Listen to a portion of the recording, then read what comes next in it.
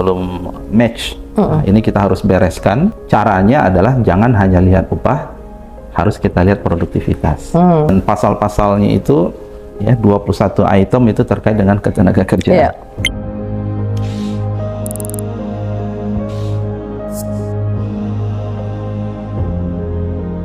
Iya, jadi kalau saya lihat Uni sebenarnya memang kita punya beberapa PR ya.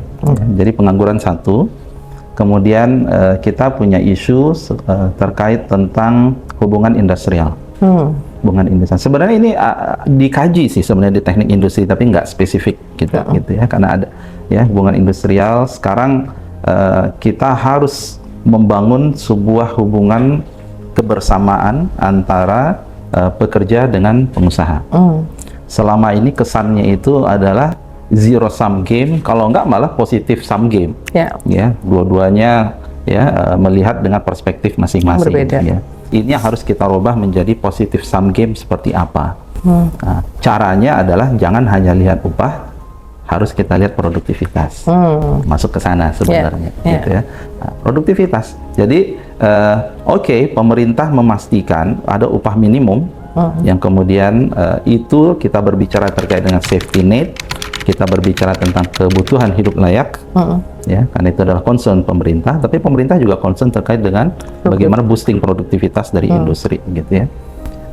Produktivitas memang sifatnya itu adalah multi lintas kementerian, tapi ternyata beberapa studi itu masih punya kans kita untuk meningkatkan ruang produktivitas dari aspek tenaga kerja. Nah, ini akan kemudian menjadi target saya. Itu permasalahan yang kedua, gitu ya. Jadi hubungan industrial. Kita juga punya masalah terkait tentang mismatch. Ya, kami memiliki lembaga vocational training, tapi kebutuhan industri dengan apa yang kita siapkan dan input yang kita latih itu belum match. Nah, ini kita harus bereskan. Selain juga kita berbicara terkait tentang masifikasi dari jumlah peserta training. Nah, yang keempat, kita punya PR sesudah putusan MK, ya, terkait tentang judicial review, dan pasal-pasalnya itu ya 21 item itu terkait dengan ketenaga kerjaan. Nah, ini kami punya PR. Karena itu yang paling menonjol dan menuai kontroversi ya. Yes. Nah, dan ini juga effort yang sangat besar, tapi kami melihat ini tantangan. Kita keluar dengan undang-undang ketenagakerjaan yang itu ya mengerangkum yang sebelum-sebelumnya sehingga ini menjadi satu. Dan yang terakhir 5 ya, saya pilih 2. Yang terakhir kita punya isu terkait dengan law enforcement. Jadi regulasi, kita punya norma kerja, kita punya norma keselamatan kerja yang menurut kami belum implementasinya belum benar-benar menjadi acuan bagi industri. Nah, sini kita perlu law enforcement, jadi tidak ada lagi cerita ada pekerja yang kemudian di PHK tanpa pesangon, di PHK secara sepihak, gitu ya, dan hak-hak yang lain-lain lah yang kemudian tidak tertunaikan. Termasuk kondisi kerja seperti yang sudah sering terjadi belakangan di smelter nikel misalnya kan, yang sampai satu contoh. Ya, karena itu rame jadinya ya sampai ada yang meninggal. Oke.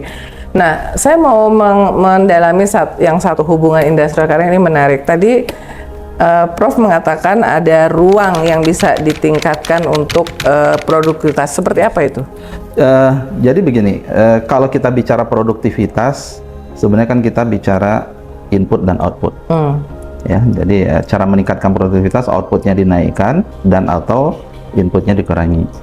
Nah, memang beberapa research kita itu, saya mulai dengan input, masih banyak yang tidak efisien, ya, termasuk dalam hal cara kerja, penataan tempat kerja, penataan sistem kerja, operasi kerja, dan seterusnya. Nah, kita bisa belajar ini dari Vietnam dan Tiongkok sebenarnya, dan kami sudah lakukan research juga, ya.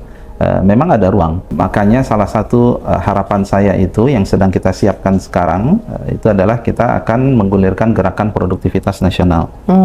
Ya, jadi saya membayangkan industri-industri itu harus punya productivity circle. Disitulah mereka membahas sudah seefisien apa sih mereka melakukan pekerjaan saat ini. Itu satu efisiensi. Output itu bisa kita tingkatkan dengan inovasi. Apalagi inovasi yang bisa dia lakukan sehingga memberikan value added yang lebih besar pada perusahaan. Nah, sebenarnya apa yang kita perlukan? Yang pertama memang tools. Ya, tools itu terkait dengan metodologi praktis. Itu sebenarnya sudah banyak tuh ini, gitu ya.